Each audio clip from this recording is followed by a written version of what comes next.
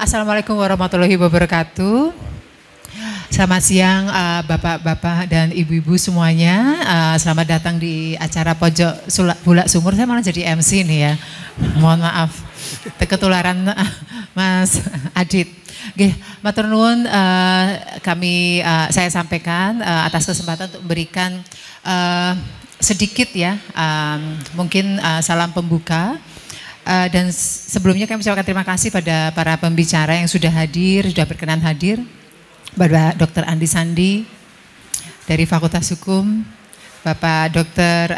Yarwi Ahmad atau Yarwi Ahmad PhD dari Ilmu Komunikasi Visipol, Bapak Dr. Mada Sukmajati yang mungkin sedang dalam perjalanan, dan juga teman-teman yang kami hormati dan kami sayangi, teman-teman dari jurnalis, wartawan, mohon maaf ini saya itu masih dalam fase belajar memahami tentang bagaimana media bekerja dan bagaimana engage dengan wartawan dan jurnalis. Jadi mohon bimbingannya dari Bapak Ibu semuanya dan mohon maaf jika ada kesalahan-kesalahan selama saya nanti berinteraksi dengan Bapak Ibu semuanya. Tapi saya sangat berterima kasih Bapak Ibu meluangkan waktunya untuk mensupport kami, mendukung kami untuk bersama-sama mencoba mendiskusikan tema tentang menyambut tahun politik 2024. Bapak-bapak, Ibu kita pahami bahwa segala sesuatu yang berbau politik itu sangat sensitif dan sangat mengemuka dan juga menjadi mahal untuk dijadikan berita begitu. Akan tetapi mungkin kita di sini perlu belajar bersama bahwa untuk politik juga perlu ilmu untuk coba memahami dan menerapkan dalam kehidupan kita masing-masing. Dan tugas kita di sini sebagai akademisi dan juga staf di UGM dan juga para jurnalis adalah untuk memastikan bahwa masyarakat itu menerima semua informasi terkait politik itu dengan valid dan benar. Ya, bagaimana kita bisa mengedukasi mereka, kita memberi pemahaman pada mereka bahwa literasi politik itu menjadi penting. Terutama di tahun 2024 itu yang saat ini pun sudah mulai gejolaknya terasa ini.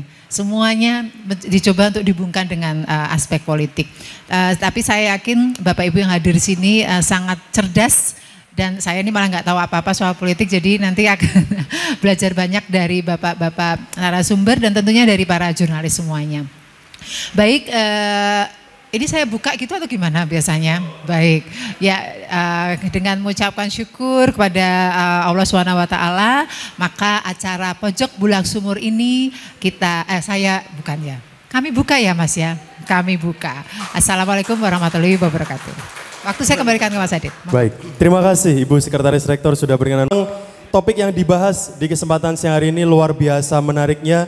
Kita baru saja merayakan tahun 2023, tapi tahun 2023 ini hingar-bingar politik sudah mulai terasa ya. Partai politik yang pertama sudah mendapatkan nomor urutnya, dari mulai 1 sampai 17 kalau saya tidak salah. Lalu masing-masing partai juga sudah, mungkin saya yakin sudah punya calonnya, sudah mendeklarasikan pun juga sudah ada. Lalu kalau kita lihat mungkin kalau kita lihat 1-2 orang sudah mulai sedikit dalam tanda kutip melakukan safari politik. Meskipun itu mungkin diklaim bagi mereka itu bukan bentuk safari. Tapi kalau yang lain sebagainya seperti isu-isu misalnya kalau di media sosial saya lihat tahun 2024 itu presiden semuanya dari Kagama. Ini pertarungan antara alumni UGM. Ya katanya seperti itu, tapi kita akan klarifikasi nanti. Misalnya banyak yang menilai calon presiden itu ada ini yang semuanya itu katanya Kagama. Makanya kalau tahun 2024 itu presidennya Kagama, ini UGM luar biasa pasti ya. Lalu isu-isu lain misalnya seperti kader yang bukan dari partai sendiri misalnya. Atau kemarin yang baru saja hangat itu partai yang itu ya seperti itulah. Padahal di situ ada presiden secara langsung ya, tahu sendiri Bapak Ibu ya. Kita akan bahas semuanya, tentunya ini ada banyak teman-teman media di sini, ada juga Pemret Harjo, Pemret dari Tribun, terima kasih sekali sudah berkenan hadir di kesempatan siang hari ini. Dan untuk membahas beberapa isu tersebut dan juga menyambut tahun politik 2024, tentunya ahli UGM itu sangat banyak ya, baik dari ahli politik, ahli komunikasi politik, bahkan ada pakar hukum tata negara pun semuanya ada di Universitas Gadjah Mada dari Fakultas Visipol maupun dari Fakultas Hukum. Dan sudah hadir bersama kita di sini baru 2 orang. Nanti 1 orang lagi akan menyusul kita di kesempatan berikutnya. Yang pertama saya undang terlebih dahulu Bapak Nyarwi Ahmad PSD dari Fakultas Isipol, pengamat komunikasi politik. Kami silakan. Mas Mikayu ujuk-ujuk nyalami ngopo iki lho. Tapi ra apa-apa. Oh, konco lawas. Oh iya oke. Lalu yang kedua Pak hadir Dr. Andi Sandi, pakar hukum tata negara Universitas Gadjah Mada dari Fakultas Hukum. Nanti satu lagi akan bergabung bersama dengan kita di sini Dr. Mada Sukmajati, ini pakar politik di Universitas Gadjah Mada. Mungkin nanti akan kami berikan waktu juga kepada teman-teman media di sini yang sudah hadir untuk menyampaikan pertanyaan yang kaitannya tentunya untuk menyambut tahun politik 2024. Karena memang isu ini sangat hangat di rekan-rekan media semuanya, isu-isu yang berkembang juga sangat cepat di kalangan teman-teman media, sehingga perlu banyak isu yang perlu diluruskan oleh teman-teman ahli dari Universitas Gadjah Mada di sini ya. Mungkin pertanyaan pertama saya ingin ke Pak Nyarwi dulu. Pak Nyarwi, isu-isu yang berkembang dan itu begitu cepat sekali perkembangannya. Banyak hoax jelang pemilu, mungkin tidak hanya 1-2 hoax ya, mungkin ribuan bahkan. Kalau dari pandangan Pak Nyarwi sendiri, apa yang membuat hoax atau isu ini cepat sekali berkembangnya di Indonesia? Sebagai pakar komunikasi politik. Ya, sebelum situ saya kasih setting dikit ya Bung ya. Ya. Sebenarnya begini, kenapa misalnya di dalam komunikasi politik atau bahkan dalam dunia politik secara umum, itu informasi kan menjadi oksigen ya. Dia menjadi kunci yang menggerakkan semua persepsi, semua perilaku bahkan gitu ya. Nah di sini kemudian ketika semua informasi itu termediasi oleh aktor ya melalui berbagai jenis media. Kalau zaman dulu itu media massa gitu, itu mungkin ada gatekeeper, teman-teman wartawan di sini banyak sekali. Nah kalau sekarang kan siapapun bisa menjadi konten kreator. Nah di sini kemudian ya baik dari konten kreator dia elit maupun masyarakat biasa, ya ada peluang di mana hoax itu terjadi dengan mudah diproduksi dan dengan cepat tersebar. Nah di sini yang kadangkala kalau dalam situasi lingkungan tertentu di mana apa? Di mana pertarungan politik misalnya itu sangat kencang gitu atau sangat keras, bahkan polarisasi sangat menguat, maka hoax ini seperti api yang mudah sekali memantik dan bisa merubah banyak hal. Kita masih ingat pemilu beberapa periode yang lalu gitu ya.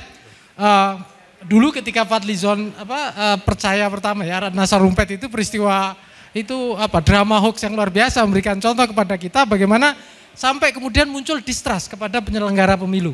Yang itu sangat berbahaya.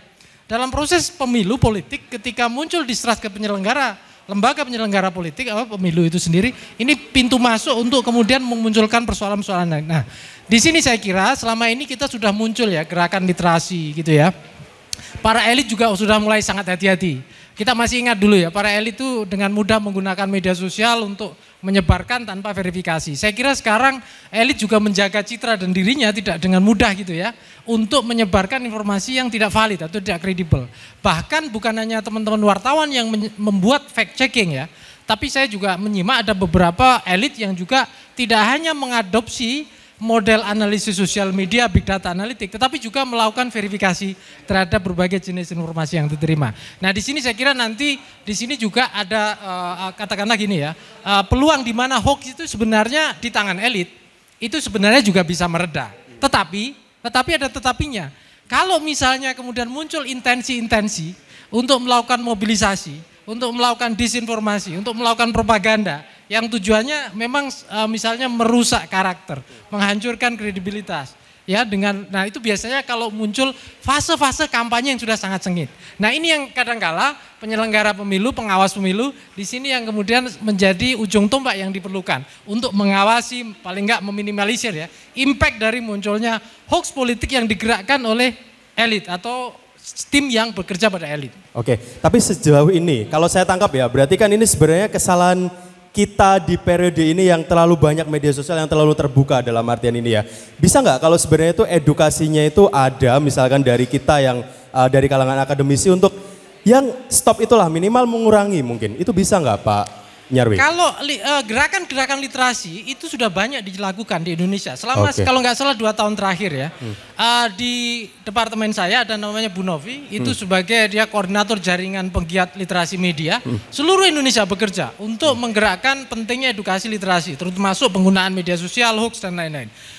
Kominfo juga bekerja keras untuk ke sana, gitu, mensupport ya gerakan-gerakan literasi. Tapi sekali lagi itu sebagai upaya sebenarnya. Balik lagi pada para aktor, para elit juga yang sejauh mana punya kesadaran di mana ketika bermain dengan hoax ini seperti api ya. Kalau kita bermain dengan api di rumah kita, maka itu bisa terbakar. Nah, ketika hoax politik ini tidak bisa dikelola ya dalam konteks kompetisi pemilu yang hangat, itu juga bisa membakar proses demokrasi kita dan itu bisa merusak kredibilitas lembaga penyelenggara, bisa juga merugikan para aktor yang berkontestasi juga. Ya, nah selama ini kita juga sudah berusaha misalnya dugaan-dugaan kecurangan dalam pemilu yang itu coba diatasi dengan sistem dan mekanisme sehingga tidak menguras energi, tidak merugikan juga kepada para pelaku juga aktor-aktor politik. Tetapi kalau hoax ini, itu yang rugi menurut saya itu bukan hanya elit dan aktor politik saja. Masyarakat juga lebih sangat rugi lagi. Kenapa? Karena dapat informasi yang toksik, informasi yang tidak mencerdaskan. Dan itu tidak baik bagi demokrasi kita kan gitu. Padahal kita pengennya adalah ketika kontestasi kita dapat elit yang bagus, kredibel, kompeten, punya track record baik gitu ya. Bisa kita evaluasi kebijakannya, bisa kita minta ya aspirasi kita bisa kita sampaikan. Kelembagaan partai didukung oleh partai politik yang punya sistem dan kerja kelembagaan yang baik. Nah di sana saya kira harapan-harapan demokrasi kita itu bisa diwujudkan. Oke. Baik, terima kasih Pak Nyarwi untuk penjelasannya. Mungkin saya ke Pak Andi Sandi dulu ini. Pak Andi, kemarin kalau saya mendengar atau saya melihat di beberapa media, kalau tidak salah dari DPR, kalau tidak salah ya, mohon maaf kalau salah, itu akan diwacanakan sistem proporsional tertutup. Kalau dari pandangan Pak Andi sendiri, apa sih plus minusnya apabila tahun depan pemilu itu menggunakan sistem yang tadi saya sebutkan? Atau mungkin dijelaskan dulu sebenarnya sistem proporsional tertutup itu apa? Jadi kalau dilihat diskusi hari ini proporsional terbuka dan tertutup itu sederhana. Kalau terbuka itu lebih pada kita tidak hanya memilih partainya tetapi juga kita memilih calon. Jadi calon yang ditawarkan itu terbuka. Kalau zaman saya dulu gitu dengan Bapak Ibu yang seumuran saya gitu. Pemilu pertama kan kita cuma nyoblos tanda gambar aja.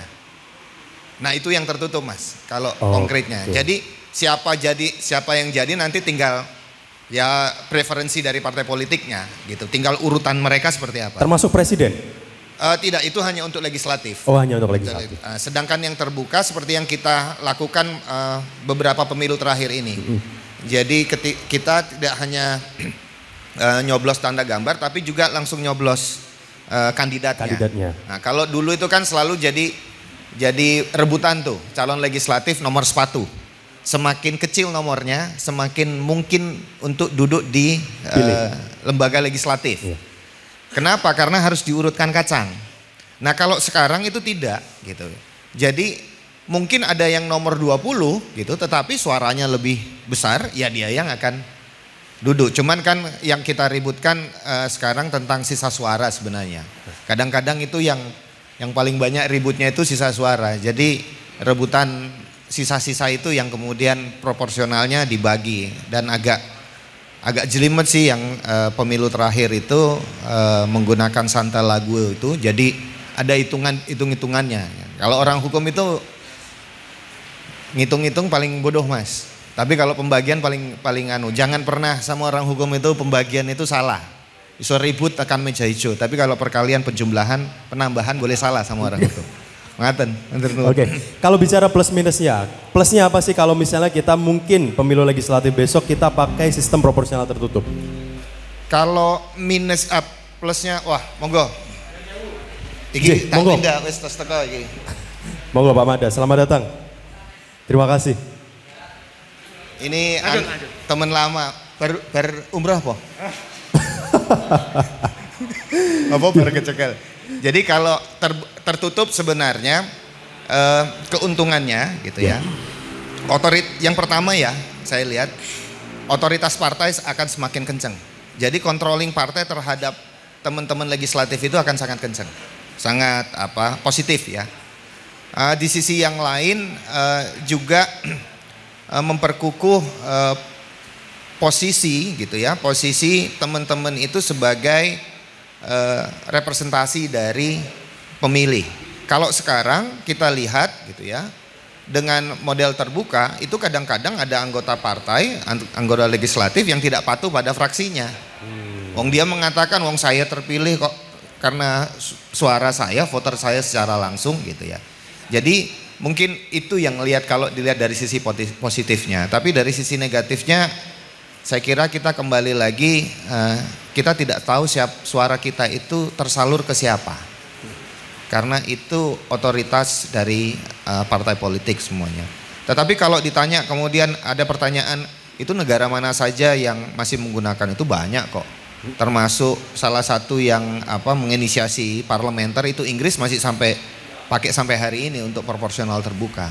Nah cuman satu catatan saya dengan sistem pemilu kita, dan saya ingat betul waktu itu Pak sekarang jadi Gubernur Jawa Tengah masih di Komisi 2 gitu. Ya. Saya sampaikan kira-kira bisa nggak ya sistem pemilu itu tidak selalu diganti setiap 5 tahun sekali. Oke. Kenapa gitu ya? Karena kita tidak akan pernah mapan dengan satu sistem. Jadi coba Anda lihat pasca reformasi kita tuh sangat sering menjelang setahun menjelang pemilihan umum itu undang-undangnya diganti. Betul. Sistemnya baru lagi gitu. Ya ini ibaratnya gini, saya nggak bisa nyetir tapi saya salahkan mobilnya. Mau pakai mobil apapun ya nek aku reso nyetir ya tetap bapak-bapak mobilnya, gitu loh. Betul. Jadi perlu itu, tetapi dari sisi legal itu menjadi ada masalah besar. Karena apa? Tentang pemilu itu didelegasikan ke undang-undang. Jadi sangat bergantung pada pembentuk undang-undang. Kalau hari ini pembentuk undang-undang ngeluarin undang-undang baru, kita nggak bisa apa-apa. Tapi di negara-negara lain ada beberapa sistem yang diatur di konstitusinya, jadi tidak mudah untuk diubah. Oke, bicara soal undang-undang Pak Andi, mohon maaf mungkin saya sedikit klarifikasi. Kemarin kalau tidak salah dari pemerintah juga mengatakan kemungkinan pemilu ditunda. Bahkan mungkin ada wacana juga akan merubah undang-undang tadi, boleh presiden yang menjabat saat ini tambah satu lagi jadi 3 periode. Tanggapan pakar hukum tata negara seperti apa Pak Andi? Kalau itu sih saya kira pelanggarannya berat sekali Mas. Okay. Karena kalau di Undang-Undang Dasar itu jelas sekali tulisannya 5 tahun. Yes. Nggak ada plus mau lebih 1 detik itu udah melanggar konstitusi. Okay. Jadi tetap 5 tahun. Yang menjadi permasalahan sekarang itu kan orang selalu mohon maaf ya mendiskreditkan teman-teman penyelenggara pemilu bahwa mereka tidak bisa distribusi logistik. Saya kira pengalaman kita selama ini begitu kok. Meskipun susah payah, tetapi saya masih percaya teman-teman penyelenggara pemilu itu sanggup untuk mendistribusikan logistik. Nah, kenapa ide selalu menjadi isu tentang logistik? Karena kita itu masih menggunakan pemilu dengan cara yang manual. Coba kalau sudah pakai sistem gitu ya. Wong kita aja di Sleman pilkadesnya sudah pakai elektronik e-vote ya. 1 hari jadi. Nah, cuman ya kadang-kadang kalau kita nggak percaya sistemnya toh Mas. Iya, mungkin karena banyak juga Pak Andi, karena mungkin susah nantinya untuk saya kira kalau teknologi informasi itu nggak ada yang susah, yang penting kita mau dan mau ada pengamanan sistemnya, that's it gitu. Wong ada beberapa negara menggunakan e-voting bisa kok. Gitu. Okay. Baik, terima kasih Pak Andi. Ini nanti kita akan lanjut sambung dengan Pak Andi. Saya ingin ke Pak Mada, mungkin baru saja hadir. Selamat siang Pak Mada. Tadi sudah, Pak Nyarwi sudah, Pak Andi sudah. Ini katanya forumnya nyantai, jadi serius banget ya? Oh, ini nyantai loh Pak, ini sebenarnya. Ada yang musik juga. Mungkin jenengan yang terlalu sepandang Pak? Siap. Ya, mikir pemilu itu tadi. Oh ya, Pak Mada. Maskermu dibuka. Oh ya, maskernya dibuka loh. Ini promosi KKI. Pak Mada, ini saya agak sedikit istilahnya menanyakan cukup berani juga. Kalau prediksi dari Pak Mada sebagai pakar politik kemungkinan 2024 akan ada berapa calon Pak Mada? Ya presiden dong. Iya, terserah partai. Yang jelas minimal 2 gitu. Jawaban aman mungkin ya? 1. Cuma 2 atau 3, nah ini tidak mudah memprediksinya. Jenengan kalau nanya prediksi atau minta kita yang belajar ilmu politik prediksi politik Indonesia, ya nggak bisa kita. Karena apa yang kita sebut sebagai pelembagaan ya, keajekan, kestabilitasan dan seterusnya itu nggak ada, belum terbentuk. Nah ini menjadi sulit bagi kita gitu. Tapi karena sulit itu juga mungkin kita eksis ya, kita diundang di sini juga gitu ya. Ada wartawan juga yang dari situ bisa bikin berita gitu. Oke, kalau pertanyaan saya ganti, misalnya nih, mohon maaf, Pak Anies kan sudah dideklarasikan oleh Nasdem. Dukungannya sudah ada dari PKS, dari Demokrat juga sudah ada. Menurut pandangan Pak Mada, kira-kira konstelasi politik 2024 akan gimana? Sebenarnya sama-sama bicara prediksi, cuma mungkin pertanyaannya lebih mengerucut untuk bisa dijawab oleh Pak Mada. Ya, sebenarnya situasinya akan lebih mudah diprediksi ketika Bu Mega kemarin itu mencalonkan gitu kan. Ya? Mengumumkan, kalau calon saya yakin sudah ada. Tapi mengumumkannya kan belum gitu. Nah, tapi ketika belum diumumkan ya saya kira misterinya itu kemudian diperpanjang serialnya. Tapi kan itu tentu saja ada kalkulasinya sendiri. Termasuk kalau kita bicara Pak Prabowo ya. Pak Prabowo ini kan juga memiliki posisi yang sebenarnya sangat strategis juga gitu kan di dalam konstelasi pencalonan presiden kita ini. Nah jadi yang selama ini mungkin orang juga belum banyak mengeksplor gitu ya. Yang dieksplor kan ya Anies, Ganjar gitu aja kan. Padahal siapa tahu jangan-jangan Pak Prabowo ini diem terus gitu. Tapi saya itu sebenarnya justru curiga ya kalau ada yang diem nggak ada pemberitaan itu menurut saya justru mainnya kenceng itu. Oh gitu ya. Gerilyanya juga sangat kenceng itu dan seterusnya. Jadi ngerti mak betunduk gitu ya. Tapi saya kira keputusan dari Bu Mega atau PDI Perjuangan tidak mengumumkan kemarin itu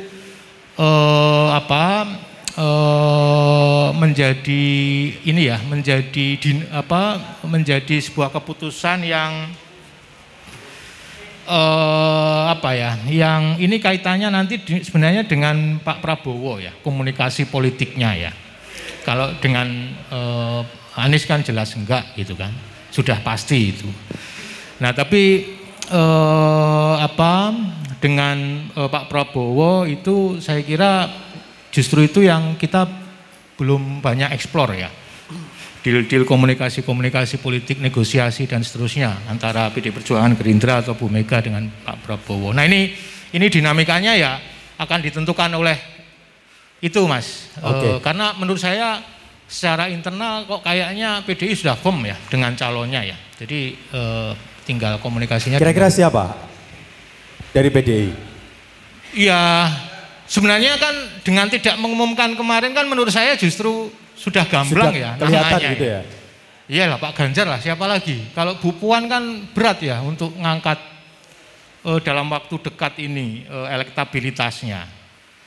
Kalau katanya ada rumor kemarin juga Bu Mega sendiri yang akan mencalonkan. Nah, ini isunya liar banget. Tapi kan ya kita nggak tahu sejauh ini seperti yang ada di surveinya lembaga-lembaga yang kredibel termasuk lembaganya Mas Nyarwi ini kan nama Bu Mega masuk ya? Nggak ada. Oh malah nggak ada? Nggak pernah ada gitu. Jadi nggak tahu gitu. Nah, jadi dengan kalkulasi itu ya sebenarnya kemarin memutuskan untuk tidak mengumumkan itu sebenarnya ya justru mengumumkan, justru mengkonfirmasi dugaan publik ya bahwa PDIP akan mencalonkan Ganjar Pranowo. Oke, bicara soal partai mungkin Pak Mada, banyak partai baru sekarang, Partai Umat misalnya. Kira-kira apakah mereka akan sustain dengan partai-partai lama, mereka akan bisa berkompetisi nggak kira-kira? Apakah akan bertahan lama atau mungkin hanya sampai 2024 saja? Di Indonesia ini kan partai-partai baru itu kan sebenarnya tidak menawarkan alternatif ideologi yang baru ya. Saya nggak tahu dengan partai apa Mas Nyawim, partai buruh. Partai buruh ada ya. Apakah, saya belum tahu visi misi programnya gitu. Jadi partai baru di Indonesia itu kebanyakan ya lahir karena baperan gitu kan, sakit hati, nggak dapat jabatan, di lempar-lemparan kursi, nggak dapat ketua partai dan seterusnya. Jadi simpel sekali partai-partai baru di Indonesia ini lahir gitu. Nah dari sisi itu sebenarnya ideologi mereka kan tidak terlalu banyak berbeda dengan induknya ya, partai umat dengan PAN, kemudian Gelora dengan PKS. Yang notabene konstituennya ya dari pemilu ke pemilu trennya kan ya segitu-segitu aja gitu. Nah jadi kalau ada partai baru yang ideologinya sama tapi konstituennya tidak nambah, nah itu kan berarti kan pertarungannya sebenarnya internal di antara mereka sendiri gitu ya. Jadi basis masanya yang dulu PKS sekarang diperebutkan oleh PKS dan Gelora. Basis masanya yang dulu PAN sekarang diperebutkan oleh PAN dan Umat. Gitu. Jadi ada beberapa studi yang memang menemukan temuannya ya bahwa studinya si siapa ini itu perilaku memilih, pergantian perilaku memilih itu jarang sekali yang dari pendukung partai nasionalis ke partai Islam atau sebaliknya. Ya biasanya muternya ya partai-partai nasionalis gitu. Jadi kalau nggak milih Gerindra ya milih PDI Perjuangan atau sebaliknya. Kalau nggak milih PKB ya P3 gitu. Jadi mulek di situ aja. Jadi sedikit sekali yang istilahnya realignment ya Mas Nyarwi ya kalau di Amerika Serikat yang memilih partai itu ideologinya berbeda. Nah polanya sejauh ini seperti itu ya, tapi kita kan nggak tahu untuk 2024, tapi berdasarkan pola ya kira-kira juga akan seperti itu kalau kita melihat pola-pola yang di pemilu-pemilu sebelumnya. Oke, terima kasih Pak Mada. Pak Nyarwi, Pak Andi dan juga Pak Mada, kita akan lanjutkan di segmen kedua. Tentunya nanti kita akan persilakan teman-teman media yang sudah hadir untuk bertanya kepada ketiga ahli yang ada di Universitas Gadjah Mada ini. Namun sebelum itu kita rehat sejenak. Mungkin yang belum sempat merasakan kopi, teh atau jahe, atau mungkin belum sempat merasakan menu-menu angkringan, silakan bisa menikmati dulu sembari kita ditemani alunan indah dari rekan kita Reva Haritama. Kami silakan Reva.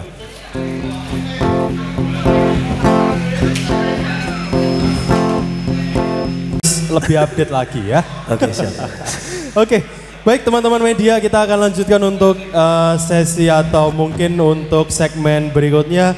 Sebenarnya narasumber kita itu masih pengen makan sebentar ya. Cuma memang kita tunggu saja karena memang isu politik ini cukup panas. Mungkin kerongkongan dan juga lambung mereka juga panas begitu ya.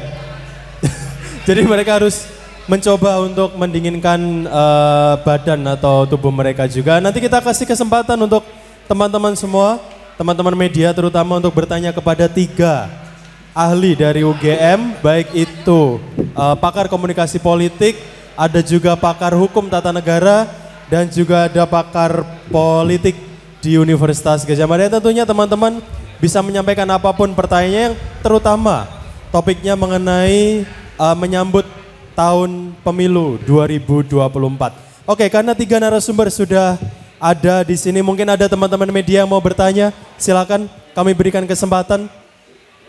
Mbak Putu, Mbak Swetsi, oke, Mas David dulu, mungkin silakan Mas David.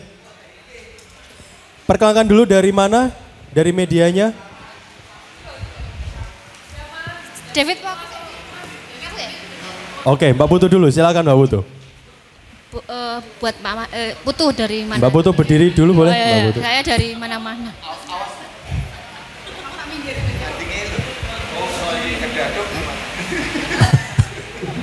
Silakan Mbak Putu. Jayus Pak. Pak Manda tadi kan menyampaikan kalau Bu Mega punya semacam sebenarnya menyiapkan Pak Ganjar. Dari mana Bapak bisa mengatakan bahwa itu akhirnya Ganjar, karena kan kemarin bahkan bisa apapun tidak masuk ke deret kursi yang di depan dan sebagainya. Mungkin tanggapannya seperti apa? Oke, dari mana Pak Mada tahu kalau Bu Mega mencalonkan Pak Ganjar begitu ya? Apa mungkin indikatornya yang bisa dinilai? Kita tampung dulu, silakan Mas David.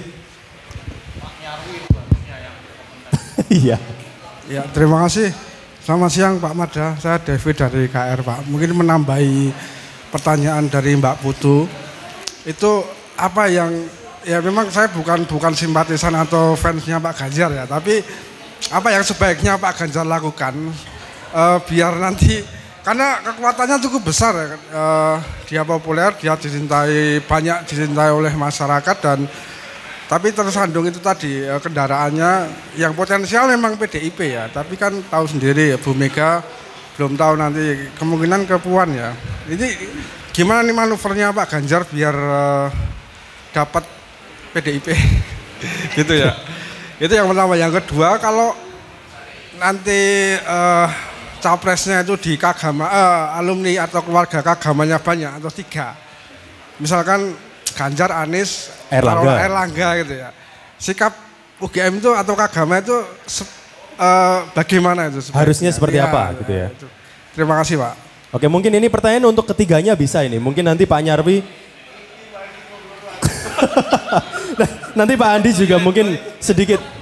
Oke, dari Pak Mada dulu menanggapi Mbak Putu yang tadi. Bagaimana? Apa indikator yang Pak Andi ambil? Pak Ganjar, Bu Mega, karo Kagama, karo GM tuh masih aku kurang ngerti. Tapi gini lah, intinya begini. Ini kan kalkulasi ya. Kalkulasi rasional kita. Kalau kemudian yang pertama dulu tadi ya. Kalau PDI Perjuangan tidak mencalonkan Ganjar Pranowo yang di dalam survei-survei, sekali lagi saya pakai referensi saya lembaga-lembaga survei yang kredibel ya, termasuk yang Mas Nyarwi kelola ini, punya Mas Nyarwi, karena sudah terbukti kan kredibilitasnya. Itu kan ada banyak harga ya yang harus dibayar kalau PDI Perjuangan tidak mencalonkan GB. Yang pertama soal petugas partai.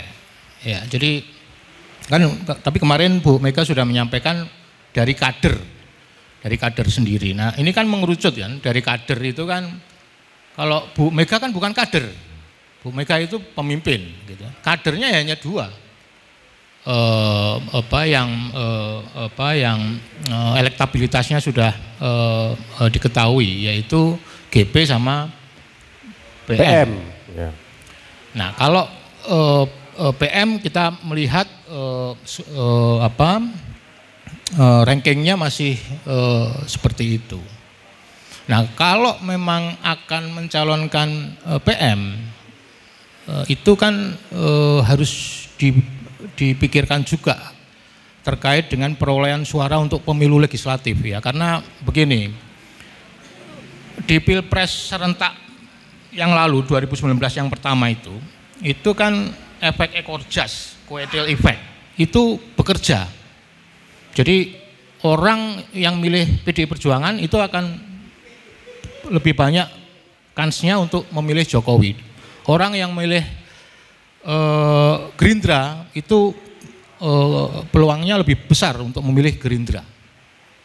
Prabowo maksud saya. Jadi ini bekerja. Nah, kalau kita asumsikan ini bekerja lagi di pemilu 2024 ya GP gitu. Karena kalau PM itu pertaruhannya sangat besar, tidak hanya untuk PM atau Megawati secara personal atau secara individual begitu, tapi ini secara kelembagaan punya implikasi terhadap partai PDI Perjuangan, lembaga partai. Nah, ini saya kira seorang Megawati yang saya kira sudah sangat matang ya, kalkulasinya di dalam politik pasti sudah menghitung soal ini. Nah, jadi itu hitung-hitungan atau kalkulasi rasionalnya. Tapi kita kan nggak tahu juga karena ini kaitannya dengan pertanyaan nomor 2 tadi. Dengan belum mengumumkan nama itu dan publik kemudian fokusnya ke GP, itu kan sebenarnya menjadi sinyal ya bahwa Megawati ya, Bu Mega itu masih memberi kesempatan untuk GP ini membuktikan diri bahwa dia layak mendapatkan tiket dari PDI Perjuangan. Ya, ini kaitannya dengan pertanyaan nomor 2 tadi. Jadi apa yang perlu dilakukan? Ya, mumpung dia masih jadi gubernur Jawa Tengah, ya optimalkan kinerjanya untuk meningkatkan kesejahteraan sosial di Jawa Tengah, untuk membuktikan bahwa dia memang layak mendapat tiket itu dari PDI Perjuangan.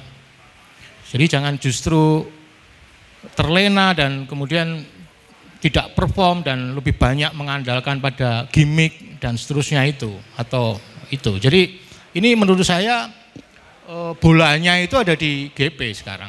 Jadi ini kesempatan bagi GP untuk membuktikan kepada PDI Perjuangan, lebih spesifik lagi kepada Bu Mega, bahwa dia layak mendapatkan tiket dari PDI Perjuangan. Oke, terima kasih Pak Mada. Mungkin untuk Kagama biar Mas Andi. Kagama Mas Andi atau Pak Nyarwi aja mungkin ya. Main adil dua-duanya aja. Ya silakan Pak Nyarwi dulu. Mungkin terkait dengan yang mungkin yang tadi Kagama dulu aja.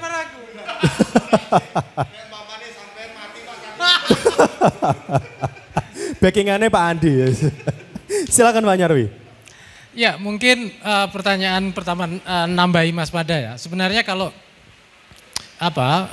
seperti apa atau siapa kira-kira yang akan diusung ya oleh partai-partai, ketua umum partai. Yang pertama ini konstelasi Pilpres ini sangat ditentukan oleh menurut saya ya, dengan lihat konstelasi hari ini, itu sikap dan orientasi kebijakan politik PDIP, tepatnya bagaimana hak veto dari ketua umum Bu Mega akan memberikan rekomendasi nama. Itu akan menurut saya menjadi pilar atau poin penting yang akan mendinamisir konstelasi ya pencapresan dari pasangan capres-cawapres maupun koalisi antar partai. Jadi itu satu.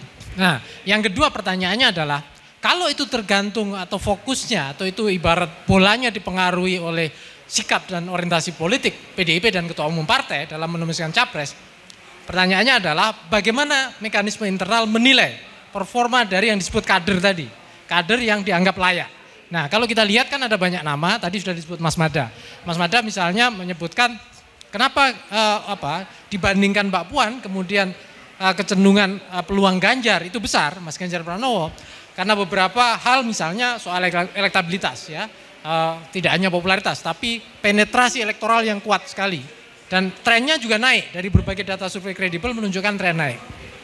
Tetapi sekali lagi saya kira kenapa Bu Mega itu tidak secara eksplisit kemarin juga itu menyampaikan siapa nama-nama itu, karena partai PDIP ini kalau kita lihat dari berbagai statement pimpinan baik ketua umum maupun sekjen pengen menegaskan sebagai partai ideologis, partai yang punya platform orientasi ideologi, partai yang tidak mudah terseret arus elektoral, politik elektoral. Nah ini saya kira yang menjadikan itu juga dihindari untuk disebutkan lebih dini, selain untuk kepentingan konstelasi itu sendiri. Itu yang kedua.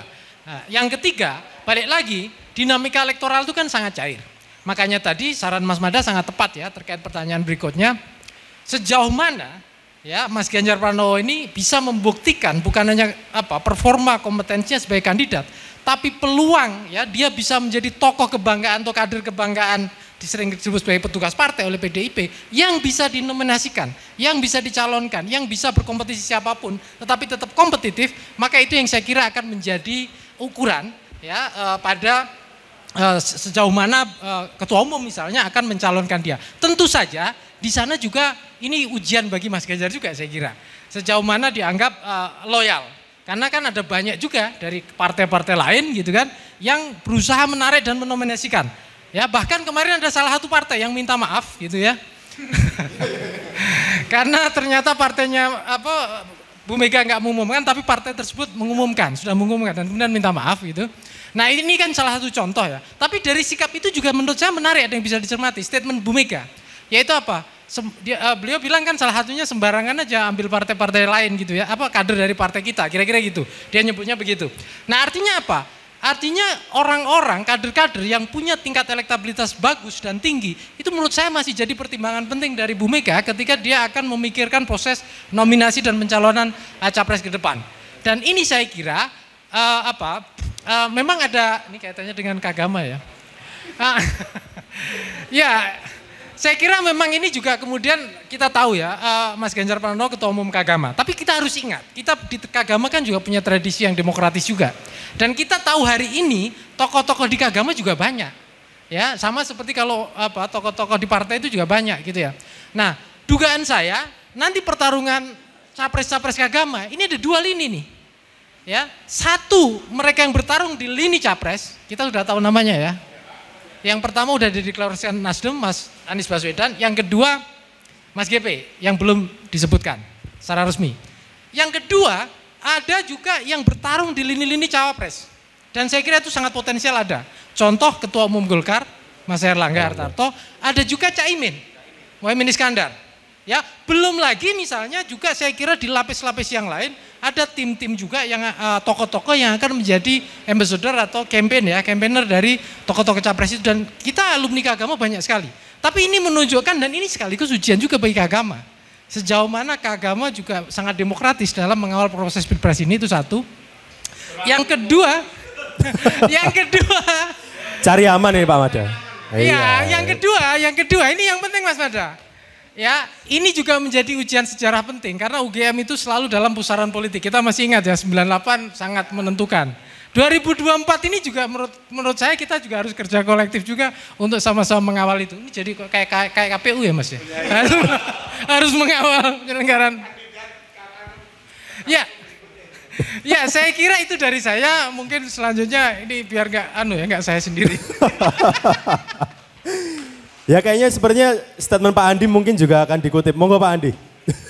Kalau ini. Saya kira senior 2 ini sudah mengatakan bahwa sikap itu khususnya untuk Kagama ya. Saya kira kita di Kagama juga kan punya impian idealisme untuk tetap mendukung siapapun gitu ya. Satu hal gitu, iki duwe halus meneh. Jangan sampai Kagama pecah gara-gara calon capres itu. Jangan diterusin. Jangan. Kalau UGM-nya itu ya memang ada bibit-bibit gitu. Tapi kalau saya kira di Kagama gitu ya, kita memang merupakan bagian dari kita. Tetapi jangan sampai kemudian kompetisi ini gitu ya merusak persaudaraan di kita. Jadi prinsipnya siapapun gitu ya, yang dicalonkan dan itu merupakan bagian dari kita. Siapapun yang jadi nanti kita akan support gitu. Iki jane jawaban ben wani piro ngono kuwi sing menang melu tetep katut. Bun Mas. Terima kasih Pak Andi. Oke, boleh silakan Pak Mada. Sebenarnya terlepas dari itu semua menurut saya yang kalau kita bicara UGM ya ini ya, yang paling strategis itu yang perlu segera dilakukan itu adalah membuat semacam peta-peta pemikiran dari Bulak Sumur ini, entah itu nanti dalam bentuk buku bunga rampai atau seperti apa yang itu nanti akan bisa kita sampaikan ke siapapun presiden kita nanti gitu. Itu saya kira yang jauh lebih strategis ketimbang hanya diskusinya itu di seputaran nama, karena kalau diskusinya di seputaran nama sepanjang itu pula pola politik programatik kita nggak akan pernah berkembang. Ini kan selama ini narasi-narasi tentang pilpres ini kan masih nama, terjebak dalam nama, mengasumsikan bahwa setiap nama itu punya program yang mulia, yang jelas dan seterusnya, padahal belum jelas juga gitu. Nah, jadi dalam konteks itu sebenarnya UGM maupun kampus-kampus lain lah di Indonesia ini punya kewajiban untuk itu. Saya sudah ngomong sama Mas Warek, tapi Mas Warek sudah menyetujui, cuma belum sempat merealisasikannya sampai sejauh ini. Jadi itu menurut saya diskusinya ketimbang nama. Kalau nama sih ya apalah artinya sebuah nama gitu Iya, kan. betul, Tapi kalau ide, gagasan, pemikiran itu kan lebih jangka panjang. Lebih penting, ya betul. Oke, terima kasih Pak Mada. Satu pertanyaan lagi dari teman-teman media yang hadir, silakan. Ada? Mas Adam dari Net? Cukup? Mbak Swesi?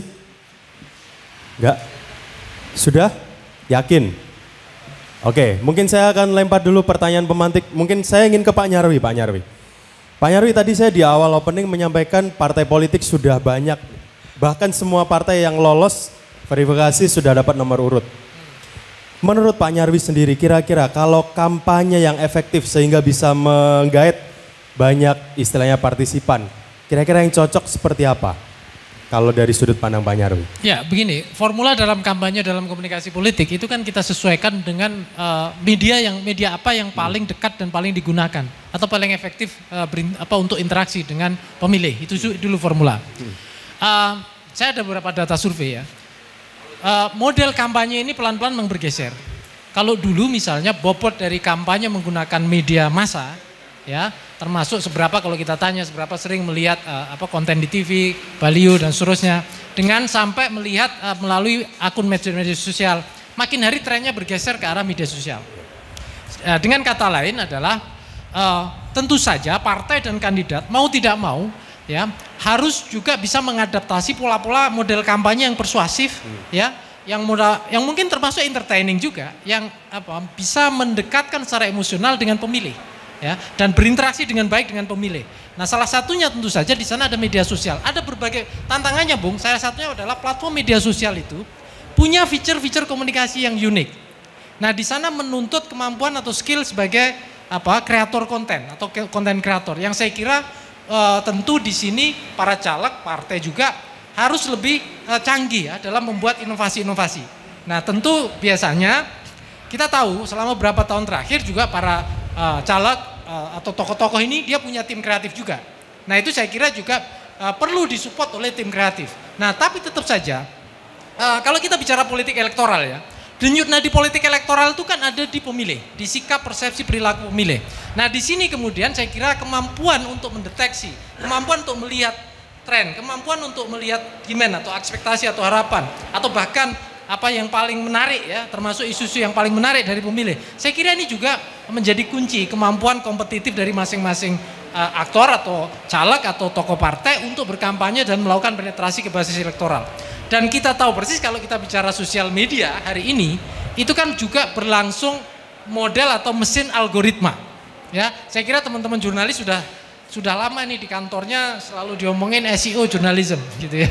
Nah di sini saya kira juga dalam konteks kampanye menggunakan big data dan sosial media, di sana juga ada model-model algoritma yang juga harus dipahami. Ya, kemampuan menganalisis tren yang percakapan dan discourse atau network dari siapa saja influencer yang ada di sosial media, hingga kemudian melihat pada pesan-pesan mana yang paling efektif dan influencer atau siapa saja volunteer misalnya yang bisa menjadi mitra. Ya, di sana ada isu-isu apa yang jadi prioritas. Saya kira itu kemampuan ini harus ditingkatkan ya oleh masing-masing partai, baik dengan misalnya melakukan training gitu ya, sampai misalnya melakukan pendampingan atau model konsultan misalnya kalau itu diperlukan. Tapi balik lagi ya, partai kan simpel rata-rata berpikirnya. Kita kalau ketemu dengan orang-orang pimpinan partai kan dalam konteks legislatif yang dipikirkan adalah berapa suara yang didapat dan kemudian berapa kursi yang akan didapat. Yes. Nah di situ kemudian saya kira bisa dievaluasi awal dengan cara men-tracking seberapa penetrasi yang bisa dilakukan melalui kampanye-kampanye yang sudah dilakukan dengan berbagai platform termasuk sosial media, dan itu bisa dievaluasi sebagai KPI oleh partai. Saya kira itu. Oke, terima kasih Pak Nyarwi. Mungkin dari sisi sekarang kalau bicara kontestasi mungkin ya calon ya. Dari segi pemilih mungkin Pak Andi, saya ingin bertanya Pak Andi. Sejauh ini partisipasi pemilih kalau bisa dikatakan rendah mungkin bisa. Cuma mungkin apa nanti hubungannya partisipasi dari pemilih yang rendah dengan nantinya wakil rakyat yang sudah terpilih? Ada efeknya atau tidak? Saya kira kalau kita lihat dari persentase partisipasi pemilih ya. Gitu ya. Ada kecenderungan ya up and down gitu ya. Kita termasuk tinggi pada tahun 2009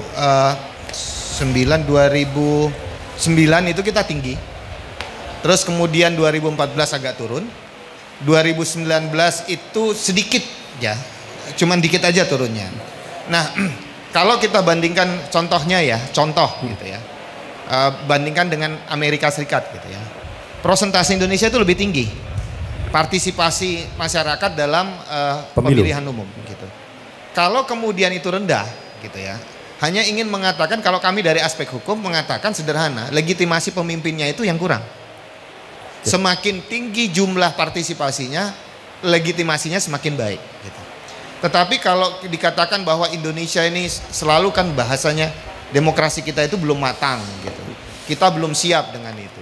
Uang prosentasenya kita itu jauh lebih tinggi daripada pemilihan presiden di Amerika Serikat kok gitu. Dan menurut saya kita tidak lagi mengklaim bahwa negara kita ini adalah negara yang demokrasinya belum matang. Sebenarnya kita sudah matang gitu.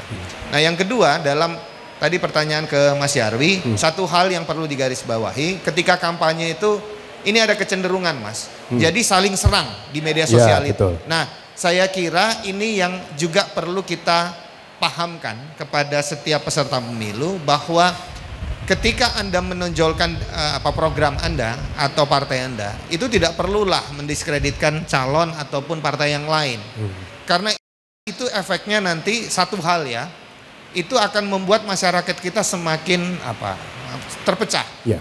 Padahal konteks Indonesia itu kan dibangun di atas pondasi persatuan kan gitu ya. Jadi ketika kampanye itu sebaiknya menonjolkan diri ya boleh, tapi jangan sampai kita menonjolkan diri dengan menginjak orang lain, karena itu akan masuk ke ranah yang menurut saya tidak baik, buruk bagi literasi masyarakat terkait dengan kontestasi pemilu. Oke. Ya. Terima kasih Pak Andi. Teman-teman media ada pertanyaan? Silakan. Mas yang pakai jaket merah. Perkenalkan dari media mana, namanya siapa? Silakan. Secara umum ini kan tadi saya dengar soal politik secara umum, tapi belum menyentuh ke teknisnya. Padahal di tahun 2024 itu ada perubahan teknis yang sangat mendasar tentang perubahan dapil. Di mana sekarang perubahan dapil itu tidak dipegang oleh DPR tetapi oleh KPU secara umum. Nah, panjenengan sebagai pengamat politik melihat apa keuntungan sih dengan perubahan dapil itu nanti di tahun 2004, keuntungan dan kerugian parpol apa? Yang kedua, apakah KPU itu bisa dipercaya terkait dengan perubahan dapil, karena KPU akan memiliki banyak, meskipun dia memiliki banyak data, tapi kan penentuan dapil itu juga berdasarkan banyak dikitnya suara yang ada di sana. Yang terakhir ini terkait dengan partisipasi pemilu tadi itu yang menurut Pak Andi cukup tinggi dibanding Amerika. Apakah dengan penetapan dapil yang kemungkinan akan semakin kecil ya, mungkin kecil, apakah akan semakin meningkatkan partisipasi pemilih dibandingkan 2019? Matur nuwun. Nah, kalau soal dapil itu kan sebenarnya polanya sudah ada ya. Jadi begini, pemilu 2014 dan 2019 itu kan dapilnya sama, 77 dapil. Yang dipakai di pemilu 2019 itu adalah dapil yang di 2014. Tapi apa hasilnya? Hasilnya itu hanya sekitar 51% petahana DPR RI itu yang terpilih kembali. Nah, Anda bisa mengatakan 51 ini banyak atau sedikit? Menurut saya sedikit. Jadi asumsi yang mengatakan bahwa kalau dapil tetap itu menguntungkan petahana itu sebenarnya enggak juga. Gitu. Saya nggak tahu ya, ini pernah saya ceritakan ini mau saya tulis tapi belum sempat. Tapi kondisinya untuk yang provinsi, kabupaten, kota seperti apa? Apakah persentase petahana yang terpilih kembali itu semakin tinggi atau justru semakin rendah? Tapi yang jelas di DPR RI itu sekitar 51 atau 52% petahana dari 2014 yang terpilih kembali di 2019 di DPR RI. Nah, jadi dari sisi itu dapil yang ada itu sebenarnya tidak selalu menjamin petahana terpilih kembali. Nah, untuk yang dapil ya memang ini kan wilayahnya KPU, tapi kan di dalam undang-undang juga disampaikan bahwa harus uji publik, harus partisipatif dan seterusnya. Dan sebenarnya yang berkepentingan kan justru peserta pemilunya. KPU itu menurut saya hanya teknis saja dapil itu. Padahal dapil itu sangat politis. Nah, karena sangat politis ya nanti DPR-nya, anggota DPR-nya itu gimana kalau disodorkan alternatif itu, pilih yang mana gitu. Jadi yang jelas kan pembuat kebijakan pasti akan memilih desain dapil yang di situ dia akan terpilih kembali. Peluang terpilih kembali itu banyak. Dan jangan lupa bahwa ini di semua level ya, baik di DPR RI, provinsi maupun kabupaten kota, itu banyak sekali peserta pemilu yang meminta dapilnya itu sama, tidak berubah. Karena apa? Karena salah satunya investasi politik mereka itu sudah banyak di situ. Sudah ditanam di situ istilahnya. Sudah ditanam di situ. Sudah ditanam di situ. Ngerumat konstituen istilahnya. Itu sudah di situ. Jadi kalau itu dirubah, itu konstelasinya bisa berantakan. Dan tentu saja dari sisi partai juga tidak bagus juga kalau kemudian berantakan sama sekali, karena beberapa partai itu desainnya itu sudah sangat terlembaga ya. Jadi tidak sekedar individu-individu yang, tapi ini sudah terlembaga. Partai atas nama lembaga partai yang kemudian mengawal ini. Makanya ada Bapilu, ada macam-macam di partai, tergantung partainya ya namanya itu. Nah jadi kalau menurut saya sih termasuk idenya Pak Ramlan. Nah ini meskipun Pak Ramlan ini guru saya juga ya, mentor saya juga, tapi ketika Pak Ramlan kemarin menyampaikan bahwa ada proporsi yang dibuat lebih fair lah antara Jawa luar Jawa, 55 untuk luar Jawa, 45 untuk luar Jawa ya, itu saya juga nggak setuju gitu, karena menurut saya tetap pertimbangan utamanya adalah jumlah penduduk. Nah soal representasi wilayah itu kan sebenarnya ada di DPD sebenarnya. Jadi untuk pemilu ya kita ngomongnya representasi penduduk, bukan representasi wilayah. Representasi wilayah itu fungsi yang kemudian dijalankan oleh DPD. Loh kan selama ini representasi wilayah nggak bekerja ya. Jangan rubah sistem pemilunya, rubah lembaga DPD-nya dong. Nah, itu. Jadi perubahannya itu harus jelas gitu loh. Nggak serampangan gitu. Termasuk soal sistem pemilu tadi ya. Menurut saya sistem pemilu ini kan tergantung tujuannya. Tujuan kita itu apa dengan pemilu. Nah saya kembali ke putusan Mahkamah Konstitusi nomor 2013. Ada salah dua di situ adalah penguatan sistem presidensial dan penyederhanaan sistem kepartean. Exercising saya untuk sampai ke tujuan itu, realisasi perwujudan dari tujuan itu ya sistem tertutup, bukan sistem terbuka. Termasuk di dalamnya kan penyederhanaan itu kan penguatan ideologi partai dan seterusnya. Itu ya tertutup gitu. Nah, cuma kalau mau dibikin lebih partisipatif ya bikin aja pemilu internal atau pemilu pendahuluan di masing-masing partai itu yang menjamin prinsip partisipasi. Itu tapi ketika sistem ballotingnya itu ya harus tertutup. Ini tertutup ini menguntungkan lebih banyak manfaatnya lah daripada kelemahannya, daripada sistem terbuka. Baik itu untuk peserta pemilunya, baik itu untuk penyelenggaranya, maupun itu untuk pemilihnya. Kira-kira begitu. Jadi teknis-teknis itu nggak sekedar teknis sebenarnya, itu justru sangat politis. Soal balloting, soal districting, ya daerah pemilihan itu kan districting. Soal unsur-unsur dalam sistem pemilu itu memang dari sisi administratif sangat teknis gitu, tapi sebenarnya itu sangat politis karena itu mempengaruhi siapa yang menang, siapa yang dapat suara, kursi dan seterusnya dan lain sebagainya. Oke, dari sudut pandang tata negara, perubahan dapil ini bagaimana Pak Andi? Enggak, kalau ini yang dimaksud dengan KPU mempunyai kewenangan menetapkan dapil, mungkin perlu dilihat lagi nggak Pak? Karena saya dari aspek legal gitu ya. Lampiran 3 Undang-Undang 7 tahun 2017 itu sudah menentukan dapil untuk anggota DPR. Dan sampai hari ini lampiran 3 itu tidak pernah dibatalkan oleh MK. Artinya kemudian dapil itulah yang harus digunakan di lampiran 3. Nanti bisa dipirsani di lampiran 3 memang tebal sekali undang-undang pemilu kita itu gitu ya. Bahkan dia tidak hanya pakai bab tapi pakai buku udah. Karena belum membatalkan lampiran 3. Kan lampiran 3 karena begini. Ya, jadi lampiran 3 itu gitu ya. Kan itu ditentukan di dalam pasal 170-an gitu ya, mengatakan bahwa daerah pemilihan sebagaimana terdapat dalam lampiran 3 yang merupakan bagian tidak terpisahkan dari undang-undang ini. Apa konsekuensinya? Itu mengikat.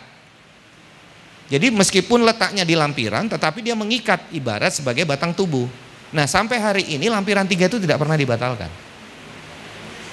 Jadi dapilnya masih pakai yang 2017 itu. Nah berkaitan dengan apakah perubahan dapil atau nantinya seperti apa gitu, akan meningkatkan partisipasi. Sebenarnya semakin banyak dapil itu kan semakin mendekatkan antara calon dengan para pemilihnya, gitu. Jadi semakin kecil dapilnya, gitu ya, semakin dekat hubungannya antara calon legislasi calon, gitu ya, dengan pemilihnya. Nah kalau kemudian ditanya nanti suatu umpamanya dalam perjalanan sampai 14 Februari 2024 ada perubahan dapil, lampiran 3 dibatalin, gitu ya. Ya kalau saya ya semakin kecil ya semakin baik karena semakin mendekatkan gitu. Tetapi dari sisi kita elektoral berbeda dari partai politik. Partai politik semakin kecil dia semakin repot nih. Nah, padahal yang menentukan undang-undang kan sebagian besar mereka kan. Gitu. Jadi menurut saya ini tarik menarik. Tinggal kita milah mana untungnya. Cuman kan orang mengatakan masyarakat itu nggak bisa Pak komplain terhadap kesepakatan politik. Bisa kok, lewat MK dibatalkan 1 orang aja bisa kok. Itu berkaitan dengan sistem pemilu yang tadi. Ini kan prosesnya belum selesai, masih diperiksa oleh Mahkamah Konstitusi. Gitu ya, yang mau berubah proporsional terbuka sama tertutup. Itu kan pasal di dalam Undang-Undang 7 2017 kan yang diminta dibatalkan. Nah, salah satunya pemohon itu adalah kader PDIP. Pemohon. Ya, jadi ada sekitar 6 atau 7 orang yang pemohon gitu ya. Tetapi kalau konsentrasi politik di DPR-nya meng PDIP dhewe sing bertahan minta tertutup gitu ya. Ya kalau saya gitu ya. Oke, politik diskusi di teman-teman DPR jadinya seperti apa, dia mau menghasilkan undang-undang mengganti pasal atau ayat di Undang-Undang 7 2017 monggo. Tapi saya yakin proses itu nanti temen yang kalah di voting nanti di DPR itu akan mengajukan lagi ke MK. Jadi kayak telur sama ayam mubeng wae gitu. Oke, itu dari tata negara dan mungkin juga dari politik. Kalau dari sisi komunikasi politiknya, apa minusnya, apa plusnya untuk mungkin partai politik itu sendiri jika perubahan dapil itu mungkin akan dilakukan atau terjadi? Perubahan dapil ini sangat besar prosesnya dalam komunikasi politik. Karena begini juga, ini tadi sudah disinggung Mas Mada ya, masing-masing partai itu rata-rata ya, baik secara terbuka maupun tertutup, itu ada konvensi, proses kandidasi di dalamnya. Mereka punya aturan lah, ya aturan. Nah, dan mereka juga berkalkulasi soal peluang kemenangan ya para kandidat mereka atau kursi yang bisa mereka dapat di masing-masing dapil. Nah kalau misalnya dapil itu berubah, ini kan seperti merubah lapangan permainan. Nah, kalau lapangan permainan berubah tentu saja proses internal dalam partai juga akan terjadi. Jadi ini impact-nya besar sekali, bisa kompetisi internal calon di dalam partai juga yang akan menominasikan dirinya atau pengen mendapatkan peluang kursi juga. Dan juga saya kira juga antar calon, karena mereka misalnya kalau dilempar ke tempat lain misalnya, nah itu saya kira juga akan berhadapan dengan tokoh-tokoh yang berbeda. Nah implikasi dari itu semua apa? Model kampanye juga bisa jadi berubah. Kemudian juga sumber daya yang dibutuhkan. Semakin dia misalnya tidak dikenal, benar-benar baru, tidak mengerti medan, saya kira sangat berat sekali ya, artinya sumber dayanya dibutuhkan sangat besar. Dan rata-rata politisi kan juga pengen efisien dan juga efektif dalam bekerja. Jadi saya kira ini pertarungan ini implikasinya besar sekali kalau perubahan sistem dalam pemilihan dalam penentuan ini soal dapil ini itu ke mekanisme internal calon kandidasi maupun dalam partai maupun juga proses komunikasi politik yang terjadi ya, dalam di dalam anggota maupun antar anggota partai seperti itu. Itu saya kira. Baik, terima kasih Pak Nyarwi. Boleh nggak nambahin dikit? Tadi Mas Mada nyinggung ini yang awal-awal kita tadi Mas Mada. Kenapa misalnya Gerindra ya, mungkin Pak Prabowo dan Gerindra itu perlu juga diperhatikan ya. Sepertinya kan tidak tersorot ya di dalam proses kandidasi capres. Tapi yang menarik, nah teman-teman bisa cek ya. Tanggal kalau nggak salah 7 Januari kemarin, justru yang diresmikan badan pemenangan itu bukan badan pemenangan pemilu partai, tapi badan pemenangan Pilpres untuk di Gerindra. Kalau nggak salah di Slipi ya. Nah saya kira walaupun tidak ini, saya kira Gerindra juga sudah punya kalkulasi untuk ikut berselancar dalam proses kandidasi di sini atau bahkan mencoba menata, memperbesar peluangnya untuk bisa memainkan pertarungan ya dalam Pilpres mendatang. Termasuk kemarin juga kalau kita lihat beberapa hari lalu Gerindra dan PKB itu juga berusaha menggandeng partai-partai yang tidak ada kursi di parlemen. Saya kira ini juga sebagai upaya untuk memperkuat dan memperluas jangkar pengaruh politiknya, walaupun dalam konteks kandidasi itu tidak menambah jumlah kursi, tetapi secara modal politik, dalam konteks modal politik itu bisa untuk memperkuat khususnya partai-partai atau kelompok-kelompok politik yang selama ini belum terakomodasi di dalam institusi partai politik maupun dalam parlemen. Ya kita tidak tahu apakah Gerindra akan menggandeng partai buruh, ya, atau mungkin yang lain. Kita tunggu saja, atau partai-partai yang lain. Atau jangan-jangan nanti Gerindra akan justru mendapatkan endorsement dari PSI misalnya, walaupun PSI nyalonkan yang lain misalnya. Oke, saya kira itu. Terima kasih. Baik, terima kasih Pak Nyarwi.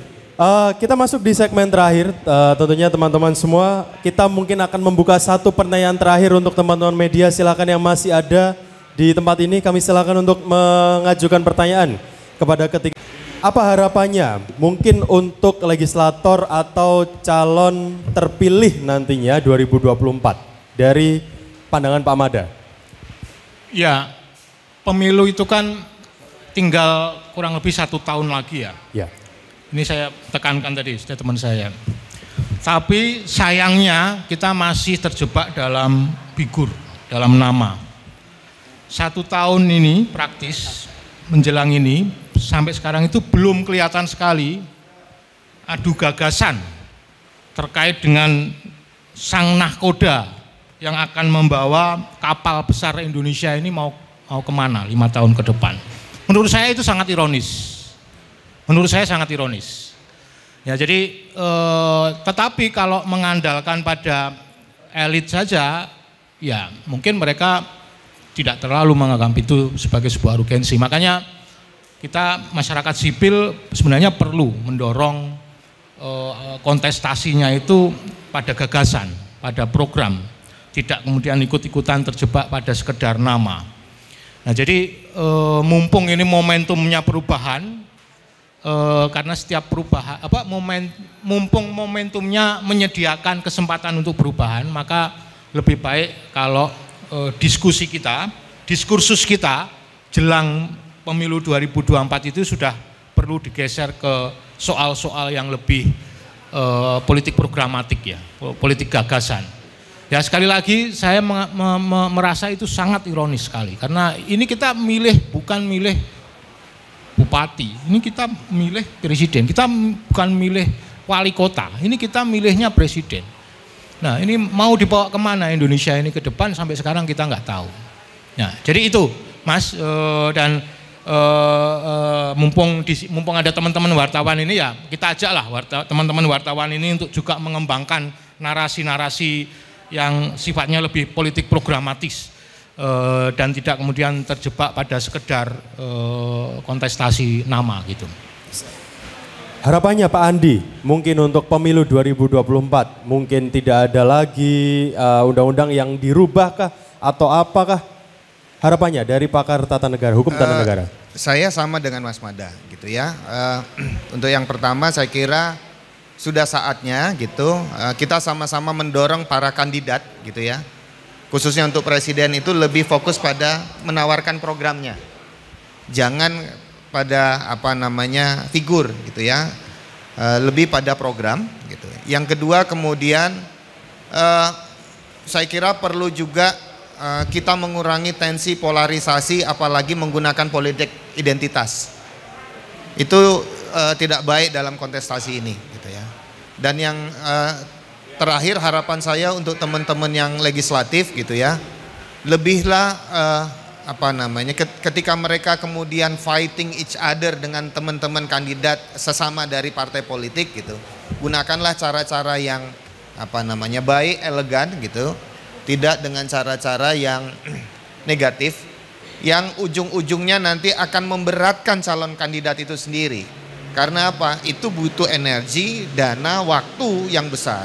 Ketika spendingnya besar, nanti akan Anda menggunakan cara-cara yang tidak baik untuk mendapatkan kembali dana yang Anda sudah spending itu. Jadi menurut saya konteksnya kemudian perlu ada 3 hal. Kita geser dari figur menjadi program gitu ya. Dan saya kira teman-teman wartawan sudah saatnya menagih para calon-calon itu. Apa sih program kerja dia untuk 5 tahun ke depan kalau dia terpilih gitu. Kedua kemudian ya kita lihatlah bagaimana jeleknya politik identitas itu ketika dimanfaatkan dengan suku, agama, ras dan golongan. Itu tidak akan menyelesaikan masalah, malah memecah belah kita. Dan terakhir saya kira cara-cara yang elegan dan juga tidak melanggar hukum lah gitu, atau mendiskreditkan kandidat calon tertentu untuk digunakan sebagai cara untuk berkompetisi. Jadi kita main bal-balan gitu, tapi jangan pernah ketika kalah kita bal-balan terus ngejak pencak silat. Kalah main bulu tangkis kita ngejak pencak silat. Itu hal yang menurut saya tidak baik dan itu kita bisa lihat hari-hari ini. Matur nuwun. Matur nuwun Pak Andi. Dari sudut pandang komunikasi politik mungkin apa yang seharusnya ada di tahun 2024 atau harapannya apa dari Pak Nyarwi? Ya, yang pertama begini, komunikasi politik yang baik itu kan bukan hanya komunikasi politik persuasif saja, tapi juga mencerahkan dan mencerdaskan dan menginspirasi. Jadi tadi nyambung dengan Mas Mada dan Mas Andi ya. Jadi kita kan sampai hari ini, mungkin juga dugaan saya karena tuntutan media dan media sosial ya, para tokoh itu tidak punya kesempatan atau belum terlihat seperti apa kira-kira visi leadershipnya. Indonesia ini mau dibawakan kemana? Sampai tahun 2045 misalnya. Ya, terus kemudian kalau nanti misalnya dia memimpin, itu kira-kira style leadershipnya kayak apa? Bahkan kalau kita lebih spesifik lagi, kita seringkali dapatkan ini juga Mas Andi. Kita kan tidak tahu presiden ini kalau nanti misalnya siapapun capres-capresnya, walaupun di dokumen KPU itu ada ya visi misi ya, tapi kita tidak tahu ketika sudah memerintah, manajemen komunikasi politik dan manajemen pengelolaan kekuasaan dalam pemerintahan di kabinet itu kayak apa? Jumlah menteri aja kadang-kadang kita tidak tahu. Ya, pengelolaan kantor kepresidenan modelnya kayak apa? Penggunaan resources kayak apa? Kebijakan keuangan negara seperti apa? Dan lain-lain. Itu kita masih dapat cek kosong semua. Nah, sebenarnya yang ideal adalah kita pelan-pelan bergeser, mengajak juga masyarakat ikut memikirkan juga, mempersuasi bahwa ini loh kondisi negara kita, kira-kira gitu. Nah, kemudian solusi dan policy dan orientasi kebijakannya kayak apa? Kalau nanti terpilih, itu dalam lingkup yang besar sebagai capres-capres. Jadi sosok publik, ya, masyarakat juga akan tahu persis kompetensi dari figur-figur ini. Ya, bukan sebenarnya ini juga ini terkait profesionalitas dan kompetensi. Bukan orang yang tidak punya kompetensi kemudian menjadi nahkoda besar. Nah itu yang seringkali menjadi khawatiran orang ya untuk mengawal republik ini. Itu misalnya pada level pilpres ya. Menurut saya juga sama ini pada level pileg. Seringkali juga kita tidak tahu juga bagaimana masing-masing kandidat di caleg ya untuk pileg itu sendiri. Saya kadang jarang mendengar ya. Walaupun sudah incumbent sekalipun itu menunjukkan kinerja parlemennya itu kayak apa. Ya, cara mengelola kekuasaan dan sumber daya di parlemen kayak apa, regulasinya kayak apa, pengawasan seperti apa. Dan kalau misalnya dalam proses kampanye itu dilakukan dengan baik, menurut saya juga publik akan tahu bahwa yang mereka butuhkan adalah sosok parlemen representatif yang bisa mengawal policy dan memberikan katakanlah ekspektasi dengan policy itu, bukan money politik. Ya, nah kita selama ini kan membicarakan money politik yang sering menjadi masalah. Tetapi menurut saya justru dengan cara mendidik, dengan cara kampanye politik yang seperti ini, saya kira ada pelan-pelan gitu akan terjadi ikatan emosional ya, representasi dengan antara masyarakat yang diwakili dengan calonnya, dan juga tahu bahwa yang dibutuhkan ini adalah calon yang memang benar-benar dibutuhkan dan mau didukung karena untuk mengawal kebijakan tertentu. Sehingga anggota legislatif ini juga bisa dilihat kinerjanya. Selama ini teman-teman semua pasti tahu ya. DPR itu juga banyak juga anggota yang baik, yang kerja keras, yang malah membuat regulasi dan lain-lain. Tetapi sekali lagi kadang-kala masyarakat itu kurang bisa melihat apa kinerja mereka. Jadi politik parlemen itu menjadi seringkali kurang visible. Karena apa? Karena ekspos dari kinerja parlemen seringkali juga kurang maksimal. Sisi lain yang muncul isu-isu yang muncul terkait parlemen atau DPR itu justru isu negatif, korupsi dan lain-lain. Ini yang kemudian menenggelamkan, padahal menurut saya ini juga bisa menjadi modal penting dalam kampanye politik ya, yang bisa dilakukan oleh caleg tadi, baik incumbent maupun mereka yang akan baru ya memasuki gelanggang politik legislatif. Itu saja dari saya. Baik, terima kasih Pak Nyarwi. Kita berikan tepuk tangan dong untuk 3 narasumber kita di siang hari ini. Terima kasih luar biasa sekali, dan tentunya apa yang sudah disampaikan oleh Pak Nyarwi tadi menutup perjumpaan kita di kesempatan siang hari ini. Luar biasa partisipasinya. Kita ada sedikit cenderamata untuk ketiga narasumber. Mohon berkenan Pak Mada, Pak Andi, dan juga Pak Nyarwi mohon sejenak untuk berdiri. Karena kita akan ada cenderamata untuk menyerahkan cenderamata atau sekedar kenang-kenangan untuk ketiga narasumber kita di siang hari ini. Yang pertama, Ibu Dina, kami silakan untuk menyerahkan cenderamata kepada Pak Nyarwi, pengamat komunikasi politik Universitas Gadjah Mada, yang luar biasa sekali sudah memaparkan pandangannya. Dan yang kedua, Dr. Andi Sandi, pakar hukum tata negara UGM.